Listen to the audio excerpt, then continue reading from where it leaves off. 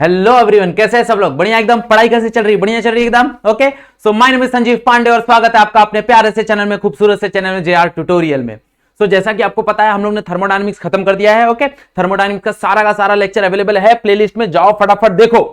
Okay, आज हम लोग स्टार्ट करने वाले हैं oscillation, which is nothing but chapter number 5। Okay, तो ऑसिलेशन में हम लोग बात करेंगे एसएचएम मोशन की, हम लोग बात करेंगे एसएचएम की एनर्जी की। ओके, ज्यादा करके हम लोग बात एसएचएम की करने वाले हैं, वो लीनियर एसएचएम हो या फिर एंगुलर एसएचएम हो, हम लोग ज्यादा करके बात एसएचएम की करने वाले हैं। Okay, so let us start with the topic. Book और पेन लेके बैठ जाओ अपना अपना फटाफट।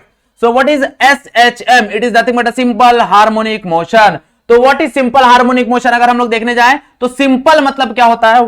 Simple, the simplest motion is nothing but a linear motion. भाई, the simplest motion is nothing but a linear motion. Next, the harmonic one is nothing but a periodic. भाई, harmonic का मतलब क्या होता है? हार्मोनिक का मतलब होता है nothing but a periodic. Yes और नो? तो यहां पे आ जाना चाहिए पीरियोडिक। ओके, और मोशन तो मतलब पता है, मोशन ये सुनो, मतलब ऐसा मोशन जो लीनियर हो और पीरियोडिक हो और at the same time oscillation भी हो। मतलब लीनियर ऑसिलेशन की बात हो रही है। मतलब दिस इज नथिंग बट ये ऐसा है, दिस इज द पेंडुलम। अब पेंडुलम ऐसा घूम रहा है।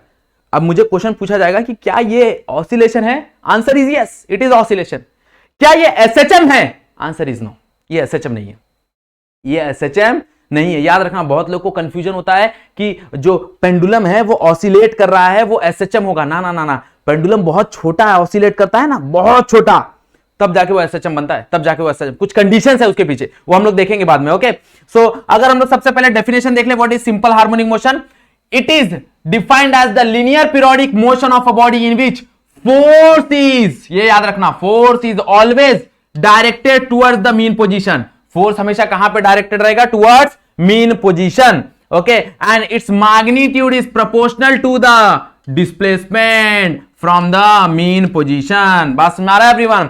मतलब इसका जो फोर्स रहेगा वो डायरेक्टली प्रोपोर्शनल रहेगा डिस्प्लेसमेंट। और यहां पे एक माइनस साइन आता है। माइनस साइन क्यों आता है? बिकॉज डिस्प्लेसमेंट और फोर्स हमेशा अपोजिट डायरेक्शन में होते हैं। ओके, क्योंकि डिस्प्लेसमेंट हम लोग मेजर करेंगे हमेशा मीन पोजीशन से बाहर की तरफ, और फोर्स हमेशा डायरेक्टेड रहेगा कहां पे? टुवर्ड्स मीन पोजीशन, तो इसलिए माइनस साइन आता है। अब अगर प्रोपोर्शनलिटी का साइन हटा दूं तो क्या लग जाएगा? कांस्टेंट लग जाएगा। तो F is equals to minus k x. This is nothing but a SHM का force, this is nothing but a force of SHM, force of SHM. Clear? बात समझ आ रही है? वेयर के इज, के क्या है? के को हम लोग बोलते हैं स्प्रिंग कांस्टेंट और फोर्स कांस्टेंट। को स्प्रिंग कांस्टेंट बोल लो या फिर फोर कांस्टेंट बोल लो, कोई प्रॉब्लम नहीं है। ओके, के का अगर फॉर्मूला देखने जाए तो के का फॉर्मूला क्या हो जाएगा? के का फॉर्मूला हो जाएगा that is F by X. Force by ये नीचे आ जाएगा ना, डिस्प्लेसमेंट नीचे आ जाएगा, तो K is equal to F by X हो जाएगा। के का यूनिट क्या हो जाएगा? के का यूनिट हो जाएगा तुम्हारा, ऊपर फोर्स है मतलब न्यूटन, एक्स है मतलब मीटर, तो newton metre is nothing but a force constant का वैल्यू। इसको कभी कभी स्टिफनेस कांस्टेंट भी बोलते हैं, तो ध्यान देना। ओके, मतलब सेम ही है, सारा चीज सेम है। स्टिफनेस कांस्टेंट बोल लो, फोर्स कांस्टेंट बोल लो, इसको स्प्रिंग कांस्टेंट बोल लो, सारा का सारा सेम चीज है। क्लियर? बात समझ में आ गई एवरीवन? ओके, चलो थोड़ा सा इसको समझने की कोशिश करते हैं थ्रू डायग्राम। मान लो थ्रू डायग्राम समझने की कोशिश करते हैं। मान लो यहां पे एक स्प्रिंग मास सिस्टम कंसीडर करते हैं। So this is the spring mass system. ये स्प्रिंग हो गया, ये तुम्हारा मास हो गया, let's say mass M, spring constant के ले लेते हैं। अब ये इसका मीन पोजीशन है। क्या है ये? इसका मीन पोजीशन। अब अगर ये इसका मीन पोजीशन है, मान लो इसको मैं कंप्रेस्ड करूंगा, मतलब क्या कर रहा हूं? इसको मीन पोजीशन से कंप्रेस्ड कर रहा हूं। ये सुनो, तो कुछ ऐसी कहानी बनेगी, मतलब कुछ ये डिस्टेंस वो ट्रैवल करेगा, हाँ या ना? Which is nothing but x. मतलब कंप्रेस करूंगा तो कुछ ये डिस्टेंस ये ट्रैवल करेगा, हाँ या ना? और इसका फोर्स कहां पे डायरेक्टेड रहेगा? Towards mean position.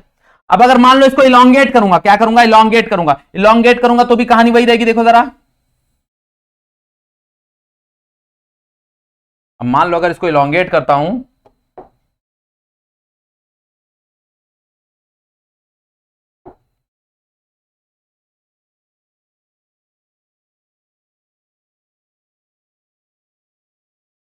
स्प्रिंग को मैंने इलोंगेट कर दिया, तो भी देखो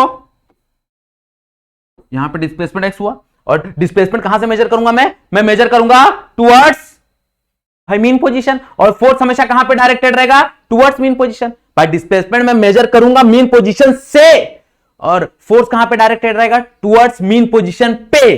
क्लियर बात समझ में आ गया एवरीवन, पक्का। और कितना फोर्स होगा, that is nothing but F is equals to minus KX, that is nothing but F is equals to minus KX। This is called spring force, और इसको बोल लो तुम्हारा SHM का फोर्स बोल लो, कोई प्रॉब्लम नहीं है। Clear, okay. Next the most important theme इसके अंदर आता है, that is the differential equation. मतलब हर एक चीज का देखो, तुमको पता है फिजिक्स है तो कहीं ना कहीं इक्वेशन की बात होगी। मतलब अगर मान लो कोई मोशन गिवन है, अब वो मोशन SHM है या नहीं है वो पता करने के लिए कैसे पता चलेगा, तो ये इक्वेशन है भाई, डिफरेंशियल इक्वेशन। मतलब अगर वो मोशन ये इक्वेशन फॉलो कर रहा है, so that will be the SHM भाई। वो अगर वो मोशन है, वो अगर ये फॉलो कर रहा है तो इसका मतलब है कि वो SHM कर रहा है। अगर वो मोशन ये नहीं फॉलो कर रहा है, इसका मतलब वो SHM नहीं कर रहा है। क्लियर बात में आ गई। तो क्या है डिफरेंशियल इक्वेशन, देखते हैं यहां पे। सो डिफरेंशियल इक्वेशन अगर हम लोग देखने जाए तो हमको फोर्स का फॉर्मूला ऑलरेडी पता है, that is F is equals to minus KX। But मुझे अगर एक्सटर्नल एक्सेलरेशन गिवन रहेगा तो एक्सटर्नल एक्सेलरेशन में एक और फोर्स का फॉर्मूला पता है, also we know that is F is equals to M में। मेरे को पता है ना भाई, फोर्स क्या होता है, फोर्स होता है M में, न्यूटन सेकंड लॉ, यस और नो। अब दोनों को इक्वेट कर दो, कि क्या मिलेगा, देखो जरा, M में बराबर हो जाएगा माइनस KX से, माइनस KX को इधर लेके आ जाओ, क्या मिलेगा, M में plus KX is equals to 0। But what is acceleration, भाई acceleration can be written as double derivative, yes और नो, ऑफ डिस्प्लेसमेंट। ये कहां से आता है, तो 11th में हम लोग ने तीसरा चैप्टर पढ़ा है, अभी रिसेंटली पढ़ा है। अगर जिसको नहीं समझ में आया कि ये कहां से आया, वहां जाके देख सकते हैं। फिर भी मैं बताता कहां से आया, देखो ओके, कितना फंबल हो रहा है देख रहा मैं, फिर भी मैं बता देता हूं कहां से आया, देखो ओके। सो यहां पे देख लो, सो A इज इक्वल्स टू क्या होता है, A इज इक्वल्स टू होता है dV बाय dt। ये सुनो, A क्या होता है, dV by dt। But what is V, भाई V क्या होता है, V होता है अगेन मेरा, V क्या होता है, V होता है एवरीवन पक्का, that is dx by dt। तो यहां पे देखो, ये स्क्वायर हो जाएगा, ये स्क्वायर हो जाएगा, that is d square x by dt square, मतलब डबल डेरिवेटिव ऑफ डिस्प्लेसमेंट। तो डबल डेरिवेटिव ऑफ डिस्प्लेसमेंट करोगे तो वो एक्सेलरेशन बन जाता है, क्या बन जाता है, एक्सेलरेशन बन जाता है एवरीवन पक्का। So can we written as acceleration को दिस, हम एक्सेलरेशन को ऐसा लिख सकते हैं क्या, द आंसर इज यस। तो क्या ही मिलेगा, देयरफॉर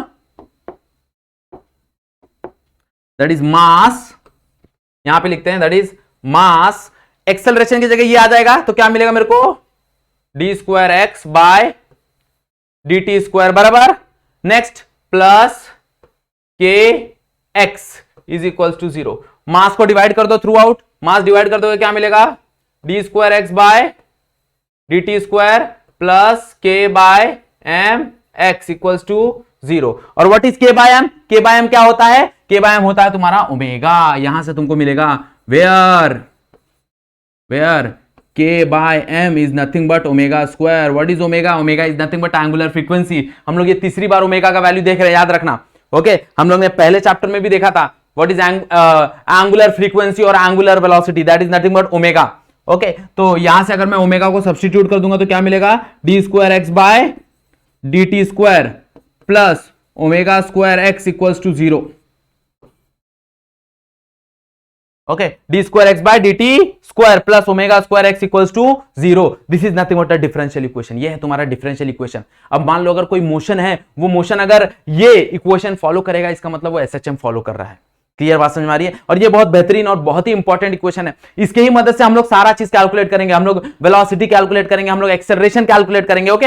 एक्सेलरेशन तो जो कि ऑलरेडी हमको यहां पे मिल गया है, देखो ये पार्ट को यहां पे रखो, बाकी सबको उधर लेके जाओ, तुमको एक्सेलरेशन मिल जाएगा ओके। चलो, so we will calculate acceleration, velocity and displacement. So कैसे कैलकुलेट करेंगे देखो जरा। तो सबसे पहले एक्सेलरेशन की बात करेंगे। भाई एक्सेलरेशन ऑलरेडी हमको पता होता है, एक्सेलरेशन क्या होता है, दैट इज अगर हम लोग कंसीडर करें, वी नो दैट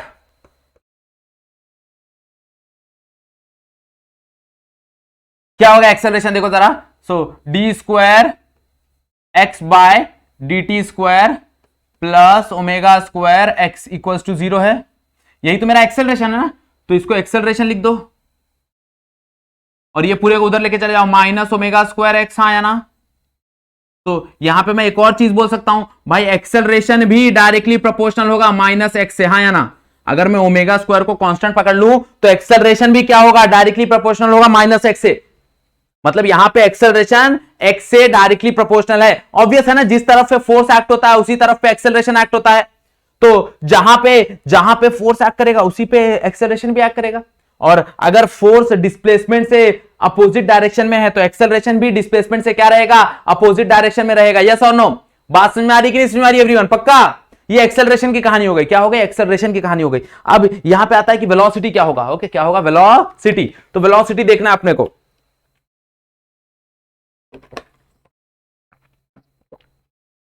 चलो तो वेलोसिटी की बात करते हैं, इसको थोड़ा साइड रख देते हैं। What will be the velocity? तो वेलोसिटी के लिए हम लोग एक्सेलरेशन यूज करेंगे। मैं बोल सकता हूं क्या बोल सकता हूं, देखो, for velocity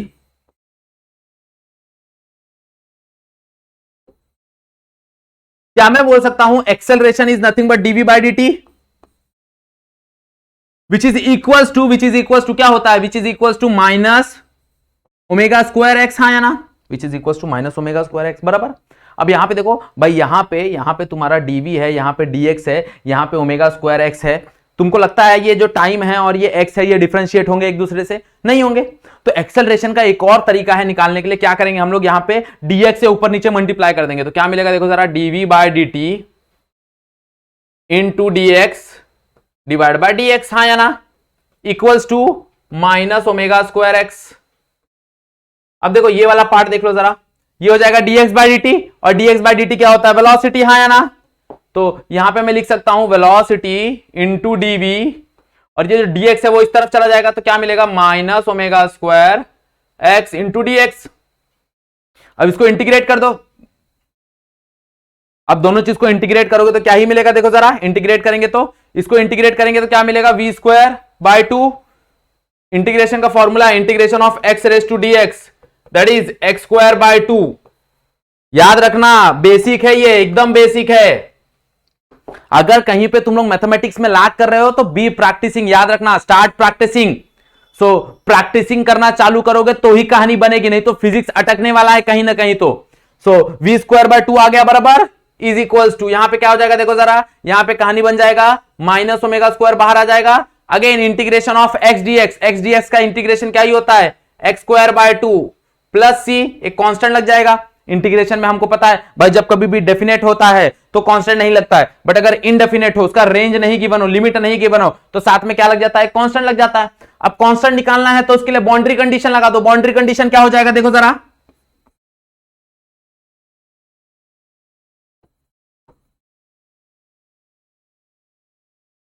so boundary condition क्या ही होता है, बाउंड्री कंडीशन मुझे पता है भाई, एक्सट्रीम पे देखो, एक्सट्रीम पे कभी भी कोई भी एसएचएम में जो वेलोसिटी होती है वो क्या हो जाती है, जीरो। और एक्सट्रीम पे जो डिस्प्लेसमेंट हो जाता है वो क्या हो जाता है, मैक्सिमम। और मैक्सिमम डिस्प्लेसमेंट को हम लोग क्या बोलते हैं, मैक्सिमम डिस्प्लेसमेंट को हम लोग बोलते हैं एम्पलीट्यूड। तो यहां पे क्या हो जाएगा, बाउंड्री कंडीशन में भाई मैक्सिमम मतलब एक्सट्रीम पोजीशन पे, एट एक्सट्रीम पोजीशन v क्या हो जाएगा, v हो जाएगा जीरो। और डिस्प्लेसमेंट क्या हो जाएगा, डिस्प्लेसमेंट हो जाएगा एम्पलीट्यूड। हाँ या ना? v जीरो हो जाएगा, डिस्प्लेसमेंट क्या हो जाएगा, एम्पलीट्यूड। तो देखो अगर v पे जीरो पुट कर दूं, x के जगह क्या पुट कर दूं, a पुट कर दूं, प्लस c। अब ये पूरा का पूरा इधर आएगा, प्लस हो जाएगा, तो मेरे को c क्या मिलेगा, c मिलेगा मेरे को ओमेगा a स्क्वायर बाय 2। हाँ या ना? दैट इज c क्या मिलेगा, ओमेगा स्क्वायर बाय 2। यहां पे पुट कर दो, देखो क्या मिलेगा, जैसे यहां पे पुट कर दूंगा तो मेरे को क्या मिलेगा, v square by 2 is equals to minus omega square x square by 2 plus c के जगह क्या आ जाएगा देखो जरा, ओमेगा ए स्क्वायर बाय 2। हाँ या ना?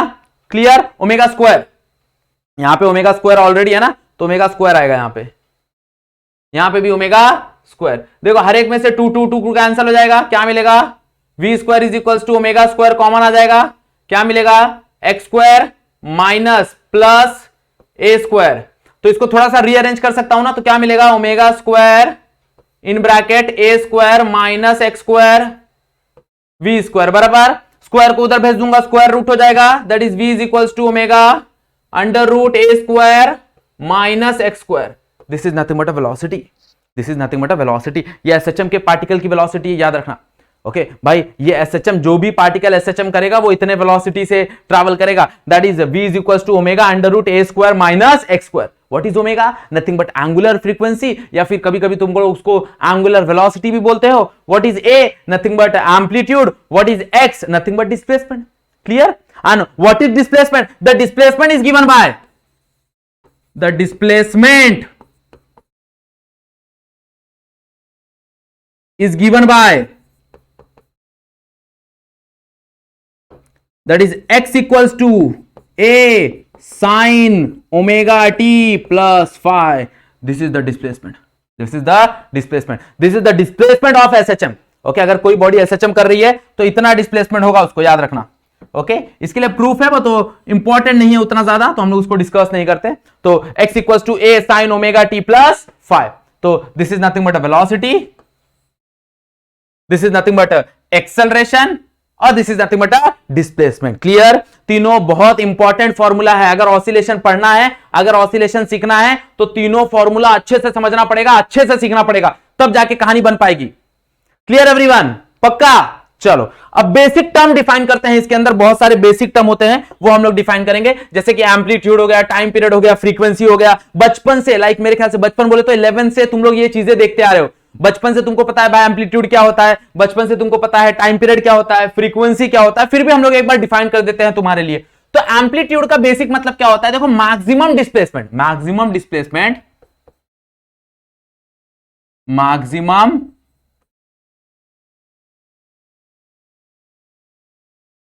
Displacement, maximum displacement from mean position, from mean position. By mean position से जो दूर तक जा रहा है, यहां तक लास्ट जाएगा, इसके ऊपर नहीं जाएगा, तो ये उसका मैक्सिमम डिस्प्लेसमेंट हो गया। That is called amplitude, that is called amplitude. Like हम जब झूला झूलते हैं तो झूला झूलने का एक लिमिट है भाई, यहां तक आ गया, अब इससे आगे नहीं जाएगा, मतलब ये उसका मैग्नीट्यूड एम्पलीट्यूड हो गया। क्या हो गया? एम्पलीट्यूड हो गया। Okay, the maximum displacement. और ऑब्वियसली क्या है? डिस्प्लेसमेंट है तो यूनिट क्या ही होगा? यूनिट होगा मीटर। यस और नो? ऐसा यूनिट क्या ही होगा? ऐसा यूनिट होगा मीटर। है ना? बात समझ आ गया? एम्पलीट्यूड क्या होता है? पक्का? ओके, जैसे अगर ग्राफ में देखने जाए तो ग्राफ के थ्रू ऐसे ऐसे ये वाला पार्ट, ये जो पार्ट है ना, ये वाला, ये होता है मैक्सिमम एम्पलीट्यूड। ये जो पार्ट है ना, दिस इज कॉल्ड मैक्सिमम, मतलब ये पीक वैल्यू है। जैसे साइन का सबसे हाईएस्ट वैल्यू क्या आता है भाई? Plus minus 1। तो जो +1 है, -1 है, वो उसका एम्पलीट्यूड है, मतलब उससे ज्यादा साइन आगे बढ़ नहीं सकता। That is nothing but amplitude, that is nothing but amplitude. Clear? बात समझ में आ गई एवरीवन? ओके, टाइम पीरियड की बात करें तो टाइम पीरियड मैंने तुमको बहुत पहले से डिफाइन करते आ रहा हूं। देखो, टाइम पीरियड क्या होता है? The time taken by the object to complete the one oscillation. Okay भाई, एक ऑसिलेशन करने में उसको कितना टाइम लगा? एक ऑसिलेशन करने में उसको जितना टाइम लगा, that is called time period. Yes और नो? तो what is time period?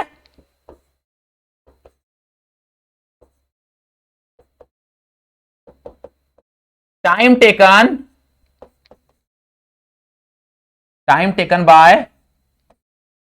Taken by the body or object to complete one oscillation, to complete one oscillation, to complete one oscillation. This is nothing but a time period. और time period का formula क्या होता है? Time period का formula होता है T is equals to 2π by omega. देखो, बहुत सारे फॉर्मूला है, ये एक फॉर्मूला है। टाइम पीरियड का फॉर्मूला लिख सकते हैं in terms of frequency, that is 1/f। Frequency हमेशा क्या होता है? रेसिप्रोकल होता है टाइम पीरियड का, या फिर टाइम पीरियड क्या होता है? रेसिप्रोकल ऑफ होता है फ्रीक्वेंसी का। एक और टाइम पीरियड का फॉर्मूला है, that is T is equals to 2π under root acceleration पर यूनिट डिस्प्लेसमेंट। ओके, एक्सेलरेशन पर यूनिट डिस्प्लेसमेंट, ये भी एक फॉर्मूला है, बहुत कामगार फॉर्मूला है। That is T is equals to 2π under root a/x। ये जो ओमेगा है ना भाई, ओमेगा से ही आता है ये चीज। देखो, एक्सेलरेशन का फॉर्मूला क्या ही था? एक्सेलरेशन का फॉर्मूला था x ओमेगा स्क्वायर, हाँ या ना? यहां से देखो ओमेगा क्या मिलेगा? x नीचे आ जाएगा तो a/x is equals to omega square. अब यहां पे माइनस नहीं ले रहे हैं। क्यों माइनस नहीं ले रहे हैं? क्योंकि हम लोग सिर्फ मैग्नीट्यूड की बात करेंगे। ओके, डायरेक्शन की बात हम लोग करेंगे नहीं। अब यहां से स्क्वायर को इधर भेज दो, क्या मिलेगा? Under root a/x is equals to omega. देखो ना, ओमेगा दिख रहा है ना भाई, ओमेगा की जगह पुट कर दो, that is a/x। So that become time period is equals to 2π under root a/x। मतलब एक्सेलरेशन पर यूनिट डिस्प्लेसमेंट, एक्सेलरेशन पर unit displacement, this is nothing but a time period. यही तो है टाइम पीरियड का फॉर्मूला। बात समझ में आ रही है एवरीवन? पक्का? अब बहुत लोग को यहां पे बहुत लोग को ऐसा होगा कि सर फ्रीक्वेंसी भी डिफाइन करके दो। देखो फ्रीक्वेंसी क्या ही है भाई, उल्टा है ना। किसका उल्टा है? टाइम पीरियड का उल्टा है, हाँ या ना? मतलब यहां पे फ्रीक्वेंसी का मतलब क्या होता है? देखो फ्रीक्वेंसी का मतलब होता है the time taken by the body, sorry time period का मतलब होता है the time taken by the body to complete one oscillation. Frequency का मतलब क्या होता है? फ्रीक्वेंसी का मतलब क्या होगा भाई? एक सेकंड में या एक मिनट में या पर यूनिट टाइम में कितना ऑसिलेशन हुआ, कितना नंबर ऑफ ऑसिलेशन हुआ, that is nothing but frequency, that is nothing but frequency. फिर भी मैं डिफाइन कर देता हूं तुम्हारे लिए। देखो फ्रीक्वेंसी क्या होता है, देखो जरा।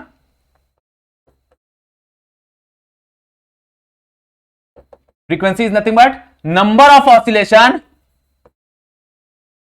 नंबर ऑफ ऑसिलेशन, मैं शॉर्ट में लिख रहा हूं, number of oscillation in per unit time. भाई पर यूनिट टाइम में कितना नंबर ऑफ ऑसिलेशन कर रहे हैं, that is called frequency, that is called frequency. अब फ्रीक्वेंसी क्या ही होता है मैंने बताया, frequency is nothing but a reciprocal of time period. तो जो भी तुम्हारे पास टाइम पीरियड का फॉर्मूला है ना, वो सारा का सारा फ्रीक्वेंसी का फॉर्मूला डाल दो उल्टा करके। कैसे करके? उल्टा करके। तो क्या हो जाएगा देखो जरा, F is equal to time period का फॉर्मूला क्या था, 2 पाई बाय ओमेगा, तो यहां पे आ जाएगा ओमेगा बाय 2 पाई, ये एक फॉर्मूला। नेक्स्ट फॉर्मूला फ्रीक्वेंसी का क्या था, देखो under root A by X divide by 2 pi, ये एक फॉर्मूला। उल्टा करके सारा चीज उल्टा करके डाल दो। This is nothing but a frequency of oscillation, this is nothing but a frequency of oscillation. मतलब एक सेकंड में वो कितनी बार ऑसिलेट हो रहा है। ओके एक सेकंड में वो कितनी बार ऑसिलेट हो रहा है, इसलिए तो हम लोग इसका यूनिट पर सेकंड या फिर हर्ट्ज रखते हैं। यस और नो? ओके पर सेकंड देखने मिलेगा या फिर हर्ट्ज देखने मिलेगा। और अगर इसके अलावा कहीं देखना है तो आरपीएम और आरपीएस भी देखने मिलता है, मतलब रेवोल्यूशन पर मिनट और रेवोल्यूशन पर सेकंड ये भी देखने मिलता है, रोटेशन पर मिनट और रोटेशन पर सेकंड ये भी देखने मिलता है। This is nothing but a frequency, यही तो है फ्रीक्वेंसी। क्लियर बात समझ में आ रही है एवरीवन? हाँ, ये एंगुलर फ्रीक्वेंसी नहीं है, क्योंकि एंगुलर फ्रीक्वेंसी क्या होता है, रेडियन पर सेकंड। वेरी गुड, जिसने भी जवाब दिया है बहुत बढ़िया जवाब दिया है। क्लियर, समझ में आया सबको एवरीवन? पक्का? Okay so these are the basic of oscillation. Okay हम लोग ने ऑसिलेशन स्टार्ट कर दिया, उसके अंदर हम लोग ने एसएचएम की कहानी देख ली है। ओके नेक्स्ट वीडियो में हम लोग बात करने वाले हैं हमारे एनर्जी की कहानी, जो कि बहुत बेहतरीन कहानी होने वाली है। उसके लिए ये वाला वीडियो तुम्हारा पूरा का पूरा क्लियर होना चाहिए। तो क्या करो, फटाफट वीडियो देखो, फटाफट अपने खुद के नोट्स बनाओ। ओके और अगर कुछ डाउट है तो कमेंट सेक्शन है तुम्हारे पास, कमेंट करो। क्लियर, बात समझ में आ गई एवरीवन? ओके चलो सो अगर वीडियो यहां तक देख लिया, वीडियो को लाइक कर लेना, ओके शेयर कर देना, और चैनल पे फर्स्ट टाइम हो तो तुम लोग को क्या करना है तुमको पता है, चैनल को सब्सक्राइब कर लेना। ओके चलो सो आज का वीडियो यहीं पे एंड करते हैं। आज के लिए बस इतना ही। That's it for today, thank you so much.